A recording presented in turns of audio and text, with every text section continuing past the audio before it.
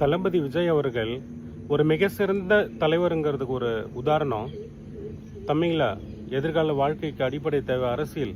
அந்த அரசியலை எல்லாரும் தெரிஞ்சுக்கிங்க, படிங்க அப்படின்னு சொல்லி படத்தில் மட்டும் கருத்து சொல்லியிருந்தாருன்னா நம்ம கை தட்டிட்டு அதோட மறந்துட்டு விட்டு வந்திருப்போம்.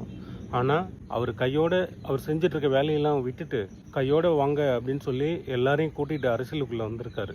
இதன் மூலமாக தான் தமிழகத்தை எதிர்காலத்தில் தலைநிமிர செய்ய முடியுங்கிறத அவர் உறுதியாக நம்புறாரு. அரசியல்னா எட்டி கசப்பாக நினச்சா நம்ம பசங்களும் பொண்ணுங்களும் இன்னைக்கு அரசியல்னா என்ன, சட்டம்னா என்ன அப்படிங்கிறத படிக்க ஆரம்பிச்சிருக்காங்க, தெரிஞ்சுக்க ஆரம்பிச்சிருக்காங்க. ஆனால் கிரிக்கெட்டை மட்டுமே நம்ம மக்கள் லைவ்ல பார்த்துட்டு இருந்தவங்க இன்னைக்கு கோர்ட்டுடைய தீர்ப்பை பார்க்க ஆரம்பிச்சிருக்காங்க. சட்டத்தை பற்றி கூகுளில் சர்ச் பண்ணுறாங்க. ஸோ எதிர்காலத்தில் தமிழ்நாட்டு மக்களை யாராலையுமே ஏமாற்ற முடியாது. ஒரே ஒரு உதாரணம் மட்டும் நீங்கள் புரிஞ்சுக்கோங்க, இவ்வளோ நாள் நம்மளை எப்படி ஏமாத்திருக்காங்கன்னு.